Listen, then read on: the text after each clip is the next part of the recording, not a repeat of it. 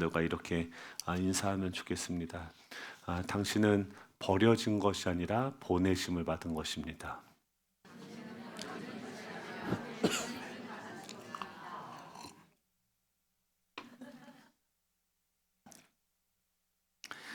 우리가 이제 신앙생활 하면은 당황스러울 때가 있습니다. 지난주에도 제가 빨래를 했을까요? 안 했을까요? 저희 아내에게 물어보시기 바랍니다. 뭐 이런 거죠. 그러니까 뭔가 좀 선한 일을 하고자 이제 마음을 먹습니다. 지금 지난주에 얼마나 엄청난 일이 일어났습니까? 리더십들이 다 솔선수범해서 양문을 만들고 거기 더러운 냄새 나는 것들 다 치우고 또 모든 사람들이 각자 자기 집 앞을 중수하고 흙을 나르고 돌을 나르고 또 보석 세공하는 사람들 또 향료 기술자들마저도 그 고운 손 더러워질까 걱정하지 않고 헌신해서 함께 돌을 다 나르는 그런 아름다운 일들을 봤습니다. 이렇게 노력하고 이렇게 마음이 하나 되어지는 건 이건 기적이죠. 이렇게 되기가 정말 쉽지 않습니다. 근데 그러면 우리는 그렇게 되어졌을 때 어떤 기대를 하게 됩니까? 야, 지금 하나님이 우리 가운데 일하고 계시는구나. 이렇게 하나 되고 또 함께 이런 일들을 하고 있으면 그 다음에 당연히 어떤 일이 일어납니까? 좋은 소식들이 이루어질 것을 우리는 기대하는 거죠. 근데 현실을 보면 오늘 본문을 통해서 보는 현실은 어떻습니까? 오히려 상황이 더 나빠질 때가 있습니까? 있습니다. 오히려 공격이 더해지고 지금 그들이 내가 뭔가 거룩한 결단을 하고 은혜의 첫 발을 내디르면 일이 술술 풀릴 거라고 우리는 상상을 하고 기대를 하는데 오히려 사방에서 안 터지던 문제들이 터지고 사람들의 비난과 조롱이 쏟아지는 게 영적인 현실이다라고 이야기합니다. 오늘 본문 느헤미야 4장이 치열한 그 영적인 현실을 우리에게 보여주고 있습니다.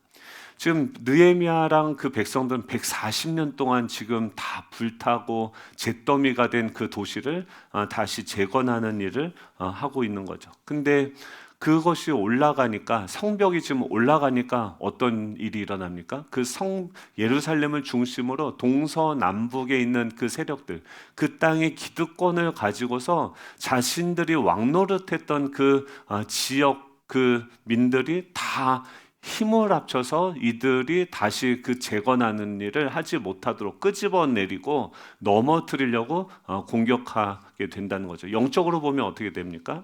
지금 우리의 삶이 주님을 닮아가고 우리의 삶이 거룩해질수록 어떻게 됩니까? 이 땅 가운데 빛이 임하면 어둠 가운데 빛이 임하면 어둠은 빛을 좋아할까요? 싫어할까요? 싫어합니다. 우리 주변에 누가 뭐 하면은 좀 선한 일을 하고 하면은 겉으로는 잘했네 하지만 속으로는 어떻습니까? 꼴 보기 싫어하고 잘난 척한다고 하고 어떻게든 그러다가 그 친구가 한번 실수하면 어떻습니까? 그게 그렇게 그럴 줄 알았어. 지도 인간이지 뭐 하면서 깎아내릴 만반의 준비를 하고서 우리 주변에 그런 존재들이 우글거린다라고 하는 것이죠. 여러분 그런 영적인 현실 속에서 어떻게 우리는 계속해서 이 하나님의 역사를 이루어갈 수 있는지 오늘 본문을 통해서 살펴보기를 원합니다.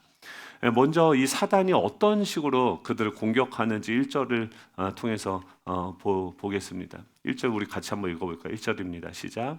산발랏이 우리가 성을 건축한 다음을 듣고 크게 분노하여 유다 사람들을 비웃으며 지금 그들이 건축한 다음을 듣고서 뭐하면 크게 분노해요. 화를 내요. 여러분들이 말씀을 보고 큐티를 하면서 거룩한 결단을 하는 순간 사단은 어떻게 해요? 크게 분노하고 비웃는다. 그래서 그들한테 어떻게 공격하면 비웃어요. 유다 사람들을 비웃어요. 왜 분노하냐면 지금 유다가 회복된다고 하면 지금까지는 이 유다가 어떻게 했습니까? 계속 좌절감을 주고 절망감을 줘서 두려움을 줘서 그 땅의 기득권들이 그 땅을 지배하는 방식이 무엇입니까? 두렵게 만들어서 그 두려움에 반응하도록 하는 방식으로서 그들이 이 사단이 움직이는 대로 꼭두가시처럼 움직여야 되는데 와 하면 무서워서 벌벌 떨면서 서로 싸우고 서로 짓밟고 막 해야 되는데 지금 이제부터는 이들이 하나님 앞에 나아가면 자신들의 그 영향력이 지금 점점 축소되어지니까 이 사단은 분노하는 것이죠.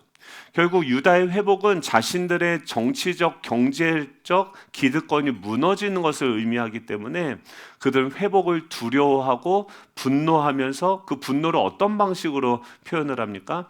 비웃는 거예요. 우리가 뭐 한다고 하면은 뭐라고 하냐면 비웃어요. 제가 지난주에 빨래 한다고 했더니 비웃는 분이 있었을까요? 없었을까요?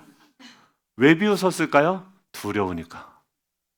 몇 분이 저를 찾아왔어요. 목사님 그러시면 안 됩니다. 목사님이 그 자리를 지키셔야 됩니다. 그 말은 뭐예요? 제가 그 빨래를 하는 순간 자기도 그런 일이 닥칠 거라는 그 두려움이 지금 엄습하는 거죠. 그러니까 어떻게 합니까? 근데 그것을 두려움으로 방식으로 하는 것이 아니라 얼마나 한번 하는지 한번 보자라는 비웃음으로 반응하게 된다는 것이죠. 그리고 1절로 끝나는 것이 아니라 2절 보면은 계속해서 계속 5번이나 같이 읽어볼까요? 시작. 자기 형제들과 사마리아 군대 앞에 일러 말하되 이 미약한 유다 사람들이 하는 일이 무엇인가? 스스로 견고하게 하려는가? 제사를 드리려는가? 하루의 일을 마치려는가? 불탄 돌을 흙무더기에서 다시 일으키려는가 하고. 그러니까 불안하니까 어떻게 합니까? 자기 사람들한테 가서 자기 형제들 같이 못하는 그 인간들 사이로 가서 일러서 말하는 거예요. 뭐라고 일르냐면 이 미약한 유대 사람들이 하는 일이 무엇인가? 그러니까 너 주제에 네가 지금 나도 안 하는 그 일을 지금 너가 한다고? 또 스스로 견고하게 하려는가? 제사를 드리려고 하는가? 하면서 그들의 동기를 의심하고 신앙을 폄하합니다. 지금 너 하는 일이나 똑바로 하지 가서 예배하면 밥이 나오냐? 떡이 나오냐? 저희는 밥도 나오고 떡도 나옵니다, 여러분. 그렇죠? 그런 식으로 계속해서 우리를 끄집어내는 거죠. 발을 잡아 당기는 거죠.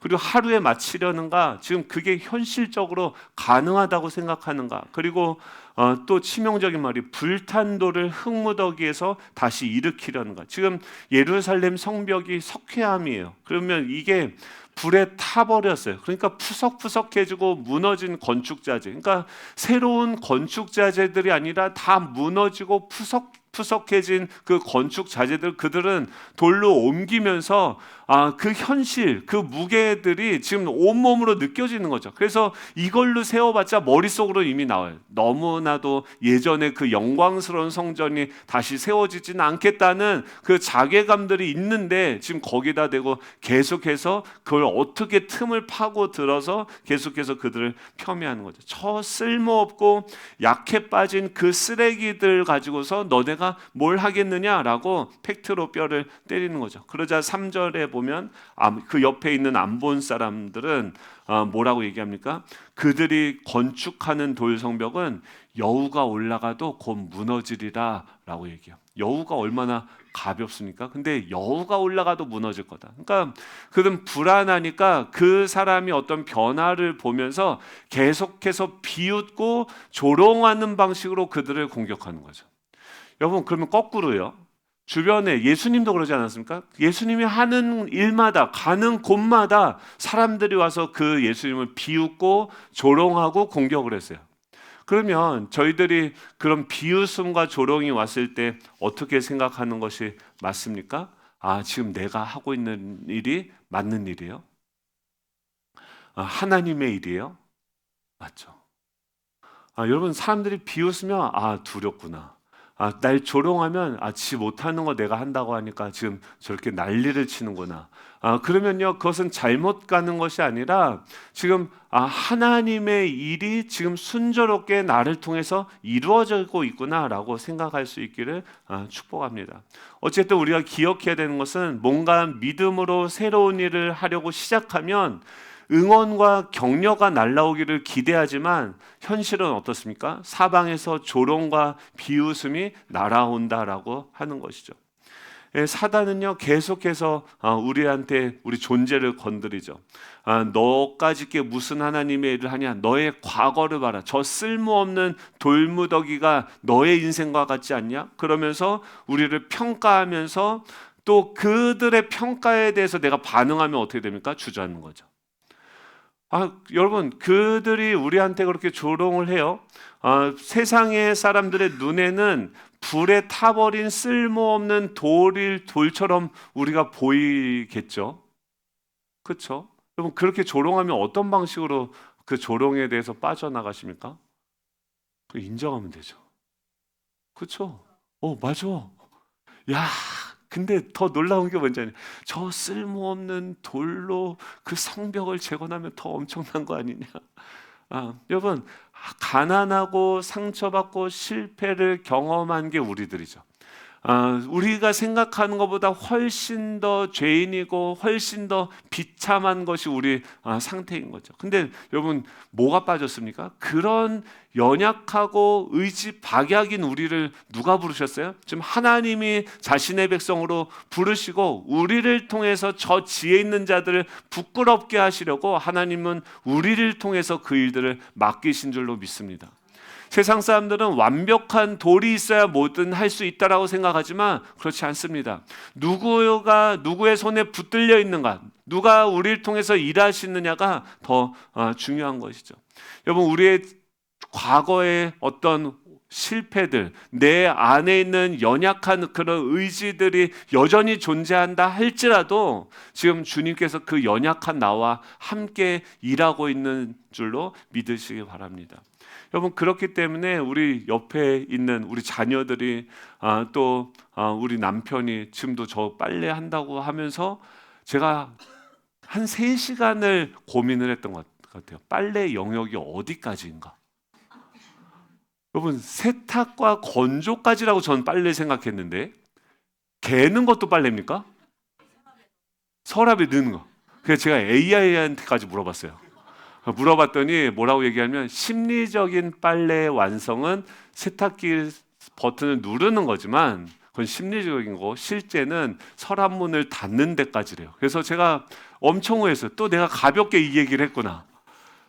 그렇게 연약한 존재로서 그 일을 헌신한다고 했을 때 제 아내는 어떻게 저를 대했을까요? 여러분, 만약에 여러분 남편이 여러분 자녀가 뭔가 되도 않는 말을 하는 거예요. 이제 아버지, 제가 내일부터 새벽 예배를 나가겠습니다. 아버지, 제가 내일부터 이제 수영을 하고 운동을 하겠습니다. 이런 얘기를 해요. 그럼 뻔히 알지 않습니까? 내일 일어나요, 안 일어나요? 이렇게 믿음이 없으십니까? 일어납니다. 언젠간 일어나겠죠. 근데 실제로는 그냥 못 일어나겠죠. 근데 마음만 먹은 것도 어딥니까? 그렇죠? 그랬을 때 우리가 해야 되는 건 뭡니까? 조롱과 비난이 아니라 네가 일어난다. 네가 새벽 예배 간다. 아이고. 여러분, 그렇게 의지를 무너뜨리지 마시고 그 마음만 먹은 것도 대단하다. 격려하고 칭찬해서 함께 세워져 갈 수 있기를 축복합니다. 여러분, 어쨌든 그 이웃들은 이 사람이 세워지기를 원하지 않아요. 주님은 우리가 세워지기 원하지만 우리 주변 사람들은 우리가 성장하는 것을 좋아하지 않는다라고 하는 것입니다. 여러분, 그렇다고 한다면 이런 참을 수 없는 모욕 앞에서 이 영적 리더십인 느헤미야는 어떻게 반응합니까? 그 사람들의 조롱에 반응하는 것이 아니라 하나님께 응답하는 거예요. 이게 너무 중요합니다. 모든 게 거의 다 이 공식을 대입하면 맞는 것 같아요. 주변 상황에 나의 어떤 연약함에 반응하는 것이 아니라 그건 내가 연약해요. 우리 한계가 있어요. 환경적으로도 장애물들이 많이 있어요. 재정적인 어려움이 있어요. 내가 할 수 없는 수많은 것들이 있어요. 그런데요, 우리 하나님은 어떤 분이십니까? 무에서 유를 창조하시는 분이에요. 바다를 가르시는 분이에요. 그 하나님께서 우리에게 말씀하시면 그 일들은 되어지는 줄로 믿으시기 바랍니다. 보통 사람 같으면 너 지금 무슨 말을 하는 거야 하면서 싸우는데 그렇게 하면은 지는 거예요. 4절을 보면 지금 느헤미야가 그 산발랏을 향해서 공격하고 싸우는 게 아니라 뭐라고 얘기하면 우리의 하나님이여, 이런 걸 같이 읽어봐야 됩니다. 4절입니다. 시작. 우리의 하나님이여 들으시옵소서. 우리가 업신여김을 당하나이다. 원하건대 그들이 욕하는 것을 자기들의 머리에 돌리사 노략거리가 되어 이방에 사로잡히게 하시고, 5절이죠. 주 앞에서 그들의 악을 덮어두지 마시며 그들의 죄를 도말하지 마옵소서. 그들이 건축하는 자 앞에서 주를 노하시게 하였음이니이다 하고, 지금 이 느헤미야는 그들의 조롱과 비난을 가지고서, 근데 대부분 어떻게 하면 그래 내가 인격이 좋은 내가 참아야지, 이렇게 그걸 또 다 그런 비난과 조롱의 말을 다 삼키고서 있으면 어떻게 해야 됩니까? 내 안에서 또 골마버리겠죠. 지금 그것을 삼키는 게 아니라 그것을, 그 상처를, 그 조롱을 기도로 승화시킵니다. 하나님께 토스해요. 하나님께 그 문제를 가지고 나아가요. 그러면서 뭐라고 합니까? 자신 안에 있는 그 분노를 가지고서 하나님께 이야기합니다. 하나님 좀 들어주십시오. 하나님의 자녀가 지금 이렇게 업신여김을 당하고 있지 않습니까? 지금 그들이 욕하는 것이, 하나님 저는 반사해서 하나님한테 올려드리니까 하나님이 심판하는 분이십니다. 하나님이 이 땅의 주인이십니다. 하나님, 그들이 욕하는 것이 자기들의 머리에 돌아가게 하나님 이 공의를 이루어 주시옵소서라고 하나님의 공의에 기초한 기도를 드리는 것이죠. 여러분, 이 원수들, 지금 이 원수들의 그 조롱에 대해서 느헤미야가 왜 이렇게 분노하냐면, 사실 지금 느헤미야가 하는 게 자기 집을 세우자는 겁니까? 아닙니다. 지금 하나님의 나라를 세우고 하나님의 성전을 회복하고자 하는 거예요. 지금 이 나라를, 교회를 개혁하고 하나님의 역사가 좀 나타나게 하려고 하면 됩니다. 근데 여러분, 적들이 어디 있는지 아십니까? 교회도 뭔가 좀 우리가 건강하게 해보려고 하면 제일 크게 비웃고 조롱하는 사람들이 누굴까요? 이웃교회 목사들일까요? 이럴 경우들이 많습니다. 아니면 동기들, 내 주변에 있는 사람들. 교회 안에서도요, 우리가 하나님의 일을 하고 뭔가 열심히 하려고 하면 벌써 이제 다른 팀장, 다른 팀원들, 또 다른 사람들이 야, 내가 전에 교회에서 그렇게 열심히 해봤는데 다 소용없어. 상처받아. 괜히 힘들 거야.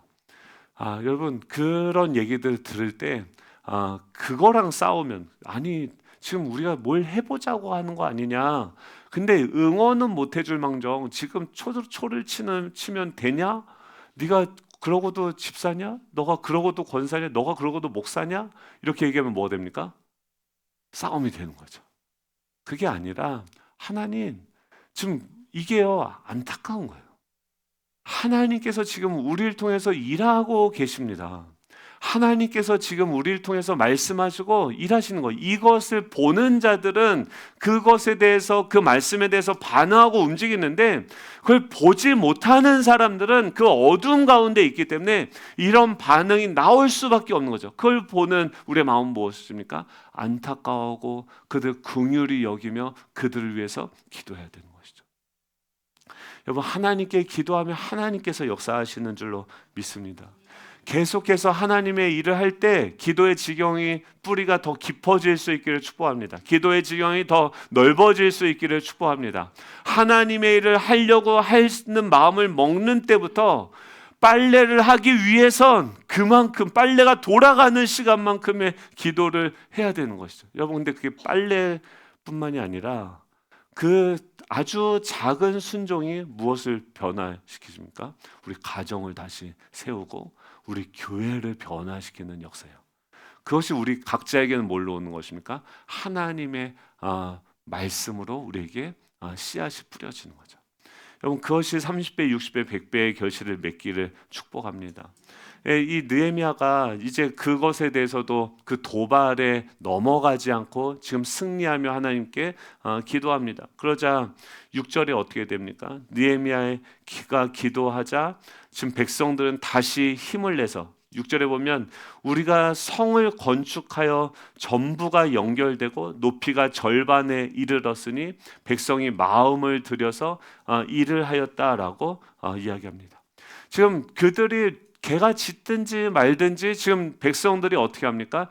열심히 힘을 들여서 백성들이 마음을 다해서 지금 그 일을 계속해서 나아가는 거죠. 그러자 어떻게 됩니까? 그 성벽이 이제 다 연결이 되고 높이가 절반까지 이르게 되어진 것이죠. 여러분 이 정도 되면 어떤 일이 일어날까요? 또 이제 예측할 수 있겠죠. 7절에 보면 산발랏과 도비아와 아라비아 사람들과 암몬 사람들과 아스도 사람들 지금 전체가 총출동한 거예요. 예루살렘을 중심으로 위아래 옆 좌우로 있는 모든 대적들이 총출동해서 아까는 말로 공격을 했는데 말로 공격해서 안 되니까 어떻게 합니까? 심히 분노해서 8절이죠. 회의가 열립니다. 다 함께 꾀하기를 예루살렘을 우리가 직접 가자. 그리고 물리적인 타격을 하자. 그곳을 요란하게 하자. 그래서 9절에 그렇게 8절에 얘기를 하는 것이죠. 그러자 뭐라고 얘기합니까? 지금 말이 안 통하니까 무력으로 환경으로 실질적인 어떤 위협들이 오게 되어지는 거죠. 이런 거대한 물리적인 위협 앞에서 느헤미야는 두 가지 행동을 동시에 합니다. 9절에 보면 9절 같이 읽어볼까요? 9절입니다. 시작. 우리가 우리 하나님께 기도하며 그들로 말미암아 파수꾼을 두어 주야로 방비하는데 아멘. 두 가지를 해요. 뭐냐면 지금 하나님께 기도하면서 그건 무엇입니까? 하나님께 전적으로 의존하면서 기도하는 거죠. 그리고 또 하나는 뭡니까? 파수꾼을 두어서 주야로 방비를 하게 한다라고 이야기합니다. 그러니까 하나님에게 100% 의존하면서 또 100% 뭐합니까? 본인들이 해야 될 일들을 한다라고 하는 것입니다.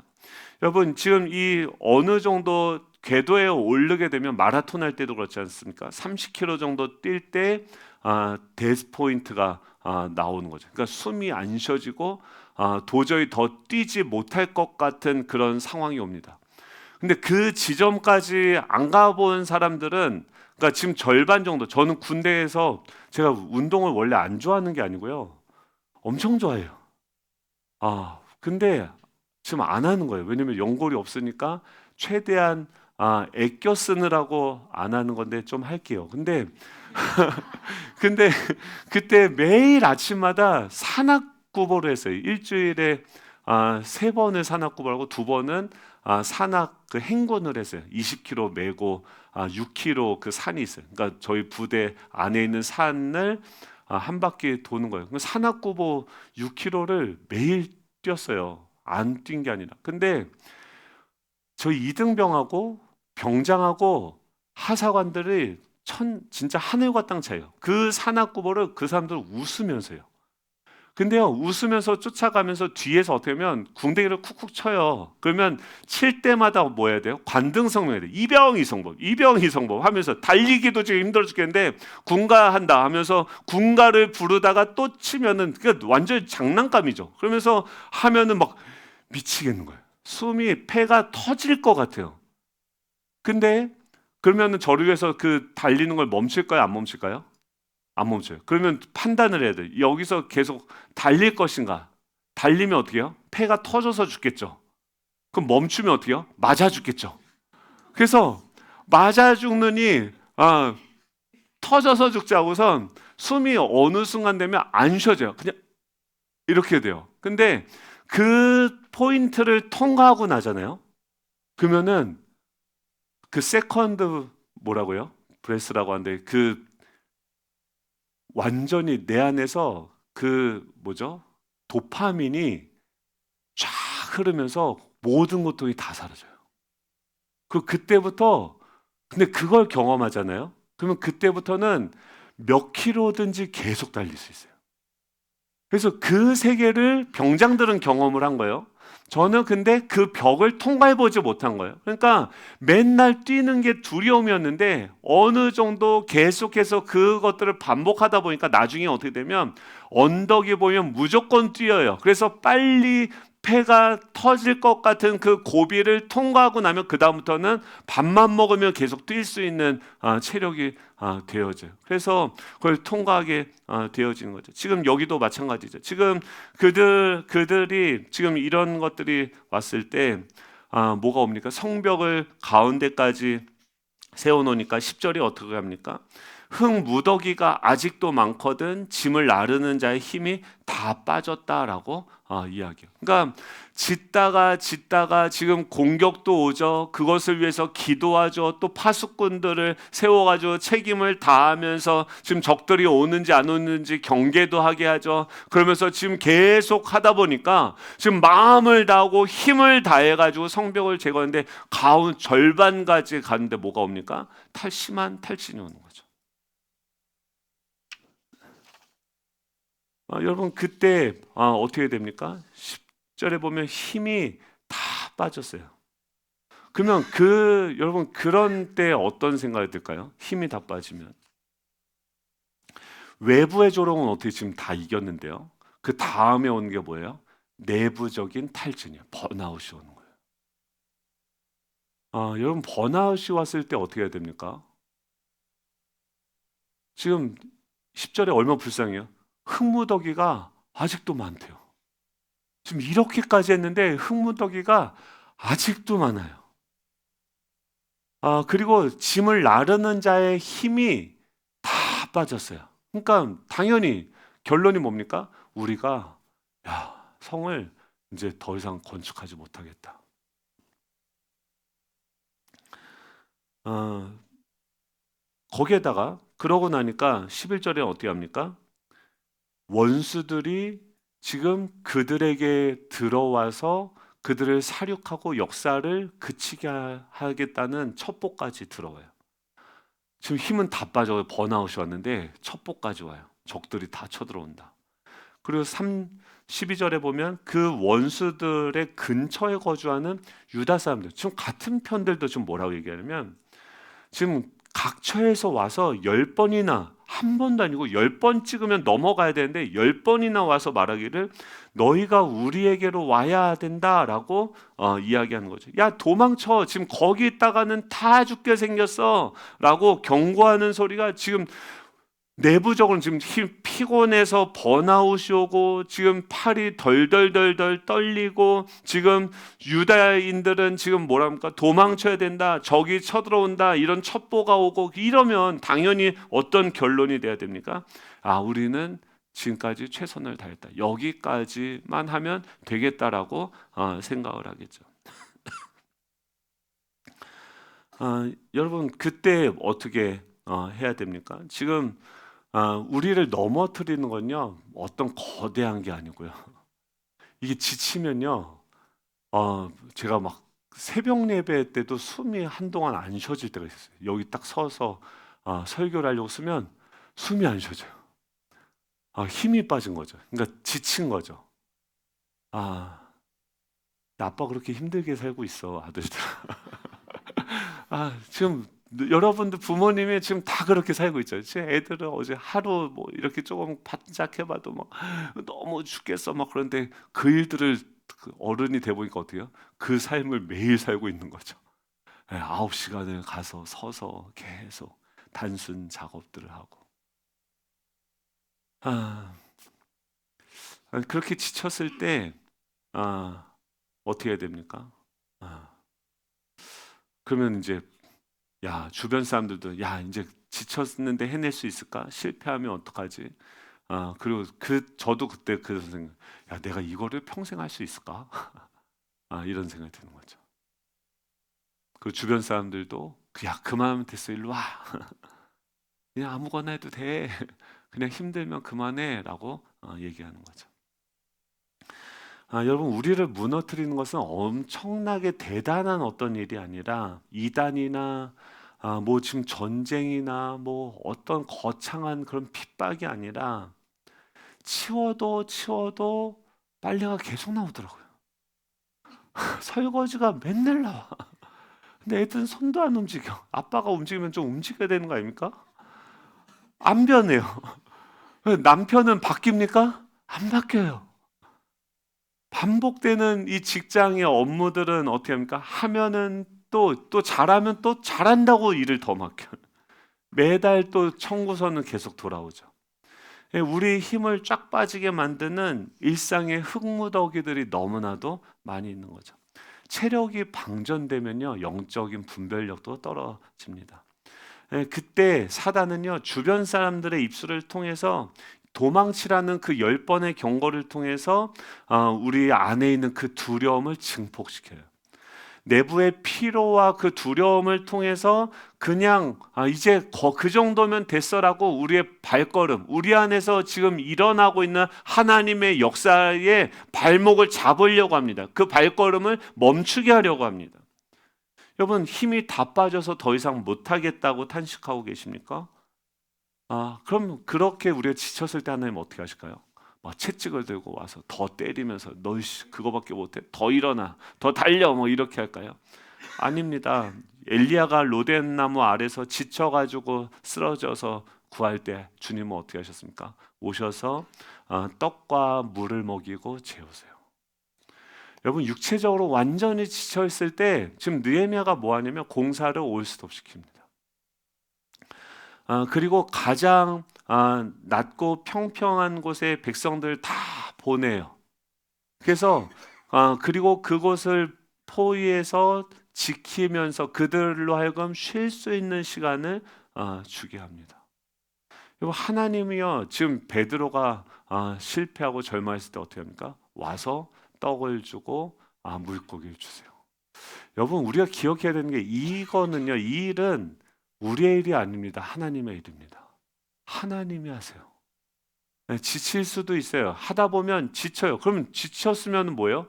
그만큼 우리가 여기까지 최선을 다했다는 거 아닙니까? 그럼 뭐 해야 됩니까? 격려해야죠. 두려워하고 절망하고 포기하는 결론으로 나오는 것이 아니라 여기까지 오느라 수고했다. 성범아 수고했어. 이만큼 한 것도 잘한 거야. 이제 좀 쉬렴. 여러분 우리 각자에게 휴가를 줄 수 있는 거 아닙니까? 그리고 느헤미야가 뭐라고 얘기합니까? 14절이죠. 같이 읽어볼까요? 시작. 내가 돌아본 후에 일어나서 귀족들과 민장들과 남은 백성에게 말하기를 그들을 두려워하지 말고 지극히 크시고 두려우신 주를 기억하고 너희 형제와 자녀와 아내와 집을 위하여 싸우라 하였느니라. 아멘. 너희는 그들 두려워하지 말라는 거예요. 야 힘이 다 빠졌어? 다 지쳤어? 그들 두려워하지 마. 그리고 뭐래요? 기억하래요. 뭐 누굴 기억해요? 주님을 기억해야 돼요. 여러분 출애굽할 때 기억나십니까? 주님이 일부러 이스라엘 백성들을 코너로 몰아요. 앞에 홍해가 있고 뒤에는 이스라엘 애굽의 군대가 다 쫓아오는, 글로 안 가도 돼요. 저 위로 돌아가면 그냥 육로로도 갈 수 있는 길이 있어요. 근데 하필 그 애굽 사람들에게 얘네들 길도 모르는구나 업신여김을 받게 하면서 굳이 그곳으로 가게 됩니다. 그리고 거기서 뭐라고 합니까? 너희는 가만히 서서 오늘 구원을 행하시는 주님을 바라봐라. 이 말은 뭐예요? 야 기억해, 너 지치고 힘들었지? 괜찮아, 좀 쉬어도 돼. 근데 기억해야 돼, 이건 너의 싸움이 아니라 나의 싸움이야. 내가 이 일을 시작했어. 내가 이 일을 완성할 거야. 성벽은 재건될 거고 나의 백성들은 나에게 돌아올 것이다. 주님이 말씀하십니다. 여러분 진짜 회복이 어디서 임합니까? 우리가 지치고 힘들고 쓰러졌을 때 그곳에서 가만히 주님을 바라보고 주님을 기억하십시오. 주님 말씀하세요. 사랑하는 아들아, 너는 내 아들이다. 내가 너와 함께하고 있다. 여러분 우리 지치는 분들 계십니까? 이 싸움을 하고 계신 분도 있습니까? 여러분 우리가 열심히 할수록 공격은 더 심해집니다. 근데요, 어렸을 땐 그 공격이 되게 큰 공격이었어요. 근데 이제 그 계속 공격 받다 보면 맷집이 세져요. 그리고 그게 아무것도 아니게 돼요. 예전에 7살 때는 와, 덧셈도 너무 무서웠어요. 초등학교 땐 국어단도 너무 무서웠어요. 근데 중학교 가고 대학교 나오고 지금 세상 사니까 여러 가지 문제가 와도 이거 아무것도 아니다. 주님이 우리를 회복시키고 성벽을 지금도 재건하고 계시는 줄로 믿습니다. 우리 일어나셔서 우리 찬양하고 기도하고 마치도록 하겠습니다.